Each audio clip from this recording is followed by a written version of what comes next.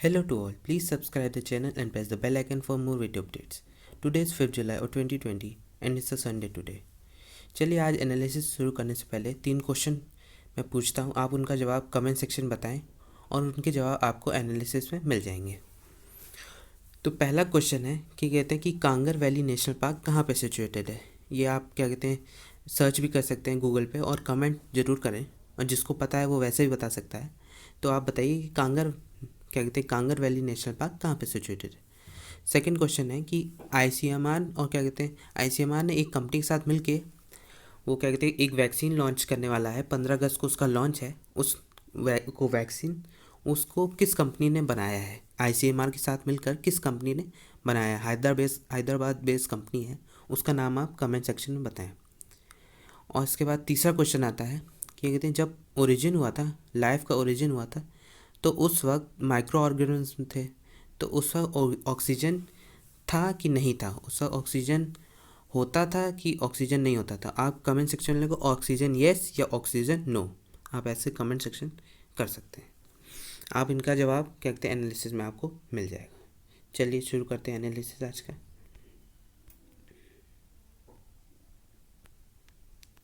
Vaccine deadline meant to get red tape, ICMR clarifies कि जो vaccine जो बनी है कोवैक्सीन, उस पर कहा गया है कि वो सारे भी रेड टेप जितने भी आते हैं, जो दिक्कतें आती हैं जिसके कारण 2-3 महीने ह्यूमन ट्रायल में रहना पड़ता है, कुछ दिक्कतें, और जो छोटे रिसर्चर्स रहते हैं उनकी वैक्सीन अगर वो कोई वर्क करते हैं तो उनमें उनकी दवा को आगे नहीं लाया जाता, उन सबको ऐसे ये नई वैक्सीन की जो डेडलाइन दी गई है, इससे लग रहा है कि ये सारे रेड टेप जो कंडीशंस रहती हैं इनको हटा दिया जाएगा, ऐसा माना जा रहा है, ऐसे आईसीएमआर ने कहा है।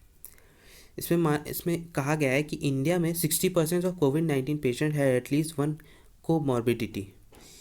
क्या कहते हैं ऐसा कहा गया जो 60% जो पेशेंट हैं जो कहते हैं कोविड-19 के, उनके अंदर कोमॉर्बिडिटी पाई गई है। कोमॉर्बिडिटी होती है जैसे कोविड-19 के साथ जो ऑल डिसीज़ लोगों को होती है, जैसे नहीं कि डायबिटीज़ हो गया, हाइपरटेंशन, ये सब जिनको डिसीज़ होती है वो कोमॉर्बिडिटी कहलाती है। और इसमें से कहा गया जो 78% है, इसमें जो 78% है इनमें से वो 50 के अंदर है, उनकी एज 50 के अंदर है, ऐसे इसमें कहा गया है। ये जो चलिए आईसीएमआर को देख लेते हैं। आप हमारे टेलीग्राम चैनल को सब्सक्राइब कर सकते हैं question@247, या डिस्क्रिप्शन में दी हुई लिंक से भी सब्सक्राइब कर सकते हैं। आईसीएमआर एक एपेक्स बॉडी है जो फॉर्मुलेशन, कोऑर्डिनेशन और प्रमोशन ऑफ बायोमेडिकल रिसर्च देखती है। एक क्या कहते हैं वन ऑफ द ओल्डेस्ट और लार्जेस्ट मेडिकल रिसर्च बॉडी है पूरी दुनिया में। और ये कहते हैं इसका फंड आता है department of health research, ministry of health and family welfare, government of India के अंदर इसे इसका फारज फंड होते हैं। आईसीएमआर के अंदर 26 नेशनल इंस्टीट्यूट आते हैं जो तो वर्क करते हैं health topics like tuberculosis, leprosy, cholera, diarrhoeal diseases, AIDS, kala azar, vector control, nutrition, food and drug toxicology, इन सब पे ये नेशनल इंस्टीट्यूट्स वर्क करते हैं जो 26 हैं। इसके 6 रीजनल इंस्टीट्यूट्स भी होते हैं जो क्या कहते हैं रीजनल प्रॉब्लम्स पे कहते हैं अपनी कहते हैं रिसर्च करते हैं और उस पर खोज करते हैं, और उसका कहते हैं उसके लिए ड्रग ढूंढने में मदद करते हैं कि किसी पर्टिकुलर जोग्राफिकल एरिया में कोई डिसीज़ फैल रही हो तो उसमें उसको कैसे कंट्रोल किया जाए और कैसे उसके लिए दवाई ढूंढी जाए, उस पर वो वर्क करते हैं। The council research priority coincide with national health priority such as control and management of communicable diseases. कहते हैं ये जो रिसर्च प्रायोरिटीज़ हैं जितनी भी, वो नेशनल हेल्थ प्रायोरिटीज़ के साथ मिल के ये जितने भी इनका कंट्रोल करती है और मैनेजमेंट करती है, जो कम्युनिकेबल डिसीज़ होते हैं उनको, फर्टिलिटी कंट्रोल, ये सब, इन सबको कंट्रोल करने में ये वर्क करती है पूरी। चलिए आगे की न्यूज़ देखते हैं। चलिए बता देते हैं कोवैक्सीन बन रही है, Hyderabad based company biotech company है, उसके द्वारा ये बन रही है। इसमें लिखा है भारत बायोटेक लिमिटेड, इस क्या कहते हैं आईसीएमआर के साथ मिलके ये कोवैक्सीन नाम वैक्सीन बन रही है वहाँ पे, जिसका ह्यूमन ट्रायल चल रहा है सब। India set for more talks on LAC. India ने कहा है कि इंडिया और टॉक करेगा एलएसी के ऊपर चाइना से, ऐसा इसमें कहा गया है। इस न्यूज़ में ये भी है China Pakistan discuss Kashmir. The dramatic situation of the line of control in Kashmir was among the issue discussed by Chinese Foreign Minister Wang Yi and his Pakistan counterpart Shah Mahmood Qureshi during their phone call। ऐसा कहा गया कि phone call में China के जो foreign minister है और पाकिस्तान के जो फॉरेन मिनिस्टर, दोनों के बीच में बात हुई है, LOC के ऊपर बात हुई है, दोनों की एसएस में कहा गया है। चलिए देख लेते हैं इंडिया और चाइना टॉक के बारे में। नाकुला, जो नाकुला सेक्टर है वो क्या कहते हैं, आप हमने पहले भी पढ़ा है कि सिक्किम में पड़ता है। वो मुगुन तंग, जो क्या कहते हैं रिवर, तीस्ता जो रिवर है उसके आगे जाने पे मुगुतंग पड़ता है। मुगुतंग के आगे जाने पे ये नाकुला सेक्टर पड़ता है। वहाँ पे 2 और पास है, नाथुला पास और जिलेबला पास। फिर आता है पेंगोंग टिसू लेक। ये 135 किलोमीटर लंबी लेक है, जिसमें 45 किलोमीटर से इंडियन कंट्रोल में और 90 किलोमीटर चाइनीज़ कंट्रोल में। ये 33 जियोस्लैंड के द्वारा बनी गई थी। आप कुछ भी कमेंट सेक्शन में बताएं 33 जियोस्लैंड के बारे में। आप कमेंट सेक्शन में ज़रूर बताएं, इसके बारे में हम कल ज़रूर बात करेंगे, और प्लीज़ कमेंट ज़रूर करें। ये Pangong tissue lake salt water lake है। इसका सिर्फ एक ही सिग्निफिकेंस है कि ये चुशुल जाने में पड़ती है और इसी साइड से चाइना ट्रूप्स इंडिया आते हैं।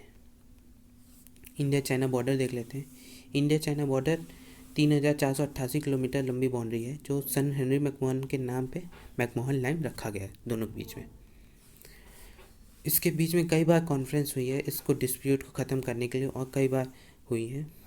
जैसे हमने देखा कि 1957 में चाइना ने ऑक्यूपाई कर लिया था अक्साई चीन को। फिर 1962 वॉर के बाद वहाँ पे लाइन ऑफ एक्चुअल कंट्रोल बना दी गई, जिससे कोई भी मिलिट्री ट्रूप्स इधर से उधर ना आ पाए, ना इंडिया का उधर जा पाए, ना चाइना का इधर आ पाए, और कोई इशू बना सके। तो ऐसा इसलिए किया गया था LAC। इसको कई बार रिजॉल्व करने की भी कोशिश की गई। जैसे 1976 में इंडिया चाइना के बीच में कई टॉकें हुई, लेकिन कोई रिजल्ट नहीं आया। फिर 1988 में राजीव गांधी उस वक्त हमारे प्राइम मिनिस्टर थे, उन्होंने जॉइंट वर्किंग ग्रुप की बात की जो इस बॉर्डर प्रॉब्लम को रिजॉल्व करे, ऐसा उन्होंने बात की। फिर 93 में maintenance of peace and tranquillity का एग्रीमेंट हुआ दोनों के बीच में लाइन ऑफ एक्चुअल कंट्रोल के। फिर 1996 में हुआ। फिर 2003 में टॉक हुई, 2 रिप्रेजेंटेटिव आए, एक इंडिया एक चाइना का, और बात हुई लेकिन कोई रिज़ल्ट नहीं है। 2009 में भी बात हुई, 70 राउंड की टॉक हुई 2009 में, लेकिन कोई रिज़ल्ट नहीं है।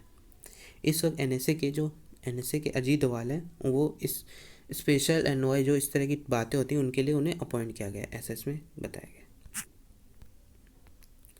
चलिए आगे की न्यूज़ देखते हैं।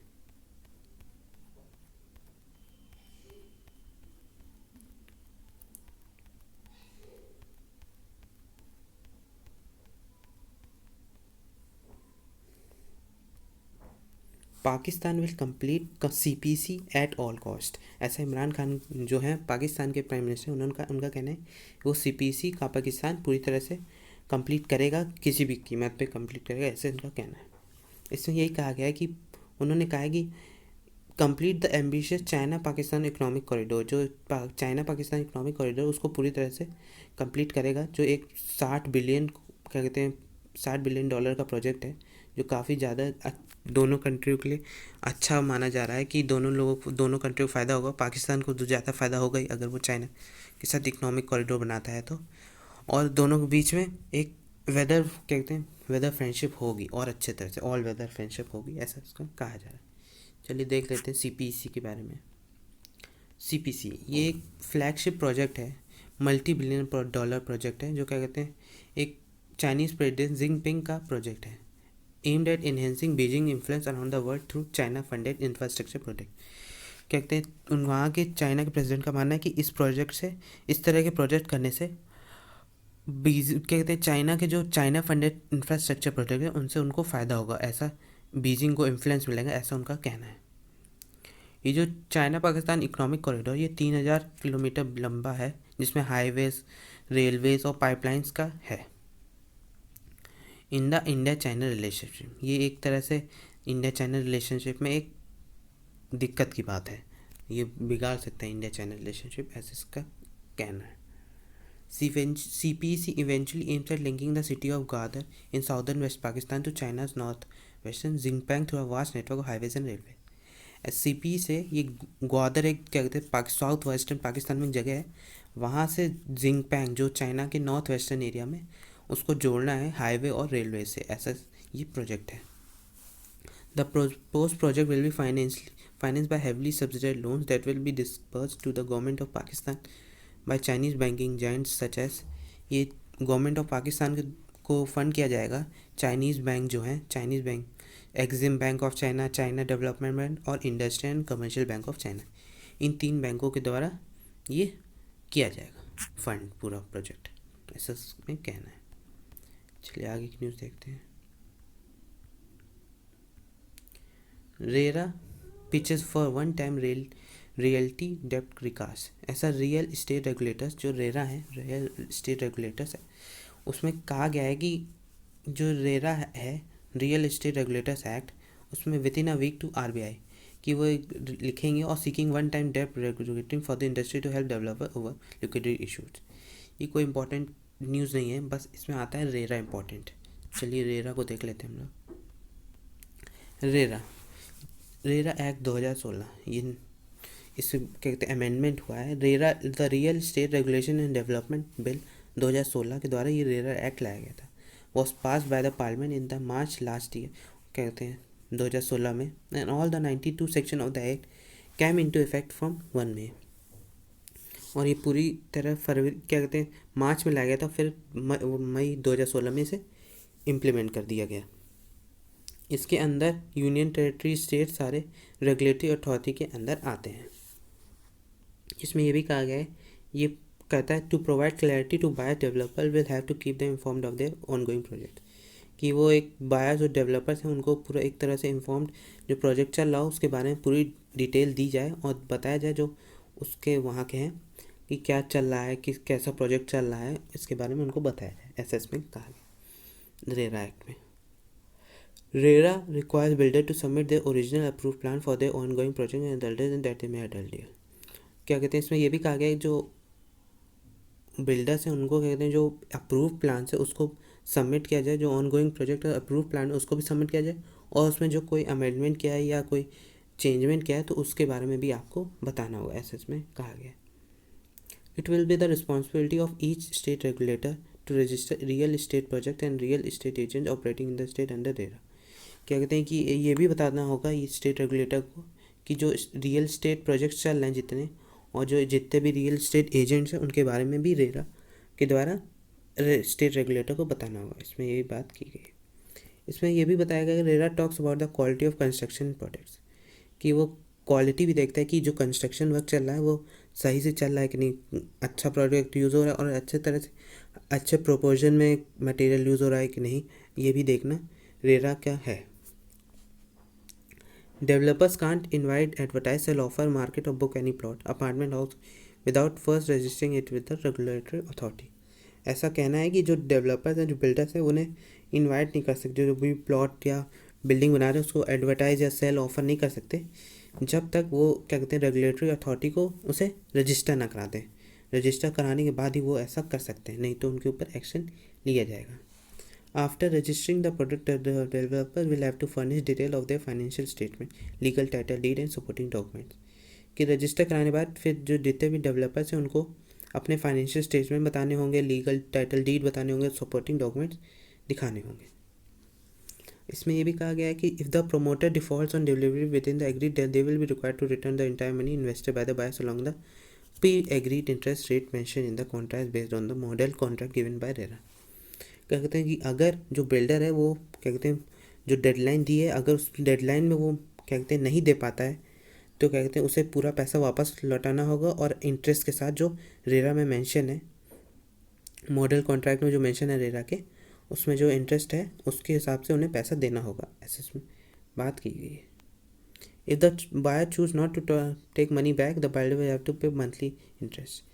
क्या कहते हैं on each daily to the buyer till they get delivery, कि अगर वो पैसे जो खरीद रहा है बायर जो है वो अगर पैसा वापस नहीं लेना चाहता है और उसे डिलीवरी चाहिए तो जब तक डिलीवरी नहीं मिलती उसे मंथली इंटरेस्ट देना होगा हर महीने डेवलपर को। The developer will have to power up to fine and prison errant builder based on case by case basis, कि रेगुलेटर्स हैं वो क्या कहते हैं फ़ाइन भी लगा सकते हैं और क्या कहते हैं इम्प्रिजन भी कर सकते हैं बिल्डर्स को अगर वो क्या कहते हैं अच्छे से काम ना कर रहे हो। The imprisonment can go up to period of 3 years for a project, कि एक प्रोजेक्ट के लिए बिल्डर को 3 साल की सज़ा हो सकती है। इसमें यही बात की गई है। चलिए अगली न्यूज़ देखते हैं। CIL NLC JV to spend 10,000 crore on solar. ऐसा कहना है कि कोल इंडिया और NLC इंडिया जो है एनएलसी का फुल फॉर्म आप कमेंट सेक्शन में बताएं, एनएलसी का क्या फुल फॉर्म होता है कमेंट सेक्शन में जरूर बताएं। Will jointly develop solar power assets of, ये दोनों मिल के सोलर पावर एसेट्स बनाएंगे 3000 मेगावाट का, जो लगभग 12,000 करोड़ का पड़ेगा। ऐसे इन दोनों को मिल के काम करने की बात की गई है। चलिए देखते हैं, ये न्यूज़ है, meta analysis does not support continue use of point of care serological test for कोविड-19। कि ये कोई इंपॉर्टेंट न्यूज़ नहीं है, आप इसमें इंपॉर्टेंट आता है सेरोलॉजिकल टेस्ट जो पूछा जा सकता है। तो सेरोलॉजिकल टेस्ट को पहले देख लेते हैं हम लोग। To disable a pathogen, the antibody latches to a unique protein molecule on a pathogen surface called an antigen। कि किसी भी पैथोजन को डिसेबल करने के लिए एक एंटीबॉडी एक प्रोटीन मॉलिक्यूल पर वो पैथोजन सरफेस पर लेके बैठती है, जो क्या कहते हैं एंटीजन कहलाता है। Serological test the use antigen molecule to detect the presence of antibody relevant to the infection. ये एंटीजन मॉलिक्यूल जो होते हैं, जो बनते हैं, उसको क्या कहते हैं, ये सेरोलॉजिकल टेस्ट यूज़ करता है, जिससे पता चले कि एंटीबॉडी जो प्रेजेंट है बॉडी में वो इन्फेक्शन को ख़त्म कर पाएगा कि नहीं, वो इन्फेक्शन के लिए रेलेवेंट है कि नहीं। Such test are relatively inexpensive and detectable within a few minutes. कि ये रिजल्ट जो टेस्ट होते हैं ये ज़्यादा एक्सपेंसिव नहीं होते और रिजल्ट जल्दी दे सकते हैं। फिर आती है news, a sponge like single cell ancestor, how animals evolve from a simple life form. कि एनिमल कैसे इवॉल्व किए अपने जो बने थे उसके बाद कैसे रिवॉल्व किए, तो ऐसा इसमें बात की गई। इसमें प्लांट की नहीं, डायरेक्ट एनिमल की बात की गई है। चलिए इसमें लिखा गया है, earliest form of life on earth points out that environment devoid of oxygen. कि जब शुरुआत हुई थी लिविंग ऑर्गेनिज्म की, जब सबसे शुरू में था तो उस वक्त ऑक्सीजन नहीं था, ऐसे इसमें कहा गया है। पहले माइक्रो ऑर्गेनिज्म थे। एक इसमें यूनिट अच्छा है, 1 buyer equal to 3.54 billion years. आप ये ज़रूर कहीं भी नोट कर लेंगे कि 1 buyer equal to 3.4 billion years होता है। तो क्या कहते हैं, पहले माइक्रो ऑर्गेनिज्म थे, तो इसके बाद वो चलता गया, फिर गैसियस वेस्ट प्रोडक्ट बना, जो ये माइक्रो ऑर्गेनिज्म का गैसियस वेस्ट प्रोडक्ट था वो ऑक्सीजन कहलाया।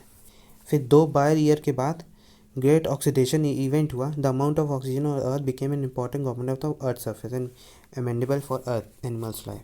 कि 2 बायर के बाद क्या कहते हैं, ये ऑक्सीजन था बहुत ही इंपॉर्टेंट कंपोनेंट हो गया अर्थ सरफेस के लिए, क्योंकि एनिमल लाइफ उस वक्त एग्जिस्ट करने लगी उसके बाद। तो वो ऑक्सीजन क्या कहते हैं एनिमल को चाहिए होता है, जिसके लिए ये इंपॉर्टेंट एक कंपोनेंट बन गया था। क्योंकि ऑक्सीजन यूजिंग दिस ऑक्सीजन एक external energy, animal cells can produce their food for growth and multiply. कि इन ऑक्सीजन को यूज़ करके वो एक्सटर्नल एनर्जी के लिए एनिमल सेल्स क्या कहते हैं अपने आप को ग्रोथ करते हैं और क्या कहते हैं मल्टीप्लाई करते हैं। In order to do so they body anatomy and biology need to change. कि ऐसा करने के लिए उनकी बॉडी एनाटॉमी और बायोलॉजिकल को चेंज होना पड़ता है, ऐसा इसमें बात की गई। आप पढ़ सकते हैं पूरा एडिटोरियल, अच्छा एडिटोरियल है।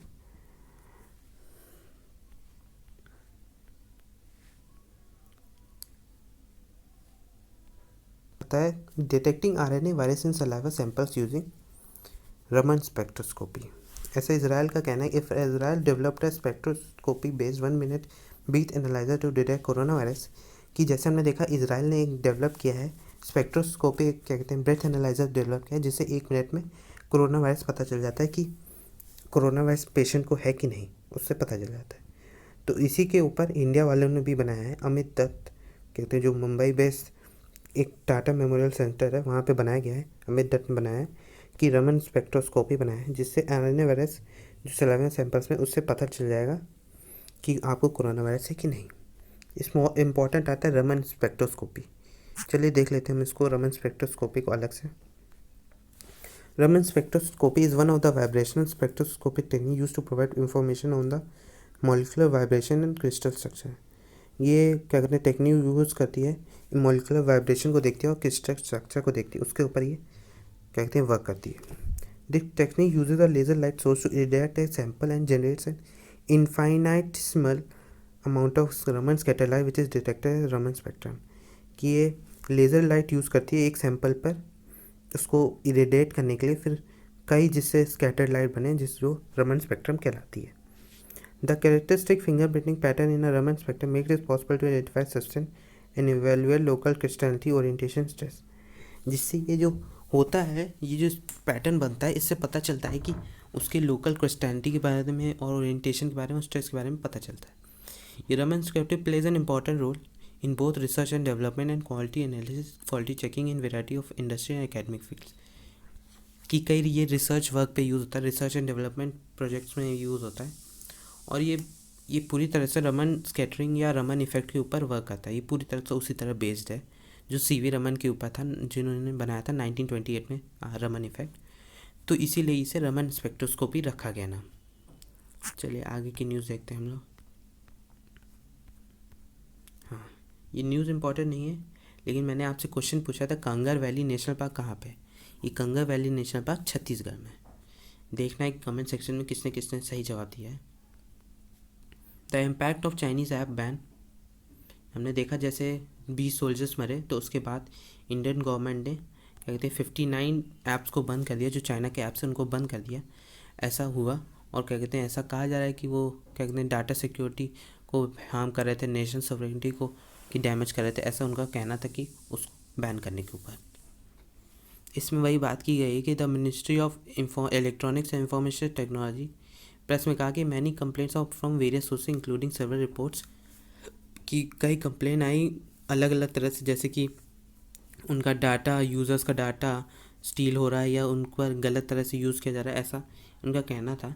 तो इसलिए ये सारे ऐप बंद किए गए, और ये सब ऐसा कहना था कि ये 59 थे वो सेफगार्ड करने के लिए हमारी sovereignty of integrity of India को।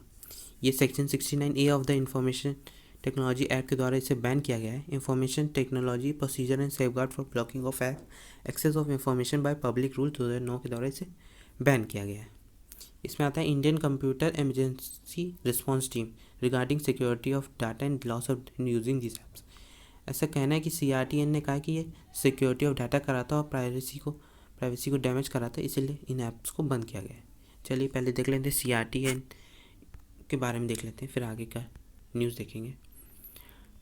इस CRTN the Indian computer emergency response team, ये इंडियन साइबर सिक्योरिटी एजेंसीज हैं जो massive leak of data from at least 16 online platform, website as well as apps, server of which are use by Indians.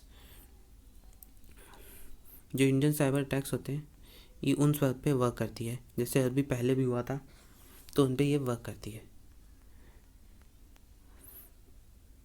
ये क्या कहते हैं एक government mandated information security organisation है जो Indian department of information technology द्वारा बनाया गया था 2014 में। ये अंडर गवर्नमेंट ऑफ इंडिया ही वर्क करता है, इंफॉर्मेशन टेक्नोलॉजी के अंदर वर्क करता है ये पूरा डिपार्टमेंट। ऐसे कई बार साइबर अटैक्स हो चुके हैं, इसलिए ये ऑर्गेनाइजेशन बनाया गया था 2014 में। चलिए आगे की न्यूज़ देखते हैं।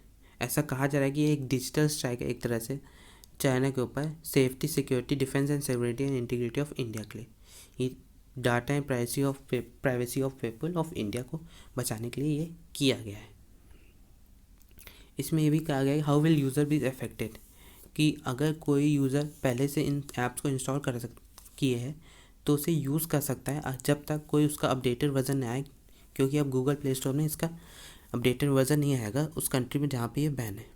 अगर कोई चेंजमेंट आया उसकी फंक्शन में तो ये ऐप्स भी जो वर्क कर रहे हैं जो इंस्टॉल्ड पहले से वो वर्क करना बंद कर जाएंगे, तो ऐसा कहा गया।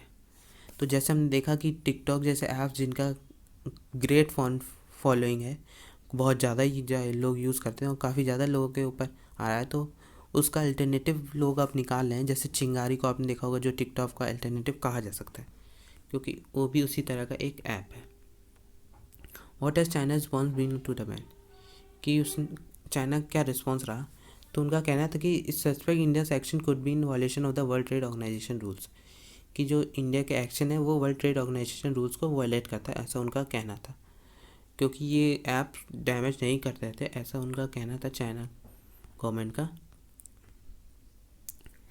What legal option does the Indian government है, कि लीगल ऑप्शन क्या है इंडियन गवर्नमेंट के पास, तो उन्होंने section 69A of the IT act के द्वारा इसे क्या कहते हैं एक नॉर्मल या एमरजेंसी के ऊपर इसे बैन कर दिया है। इन ऐप्स को वो कर सकता है ऐसा। In the normal course in order to block content requires a decision to be made by government committee, किसी भी चीज़ को बैन करने के लिए एक गवर्नमेंट कमिटी द्वारा डिसीजन लिया जाए, या relevant intermediates to give an opportunity to be heard with this committee, एक रिलेवेंट इंटरमीडिएट्स दिया जाए जिससे इस गवर्नमेंट कमिटी के बारे में की पास को अपॉर्चुनिटी हो इन ऐप्स को बैन करने की। चलिए आज के लिए इतना ही। Thank you very much, thank you. और प्लीज़ कमेंट ज़रूर करें और लाइक बटन ज़रूर दबाएं।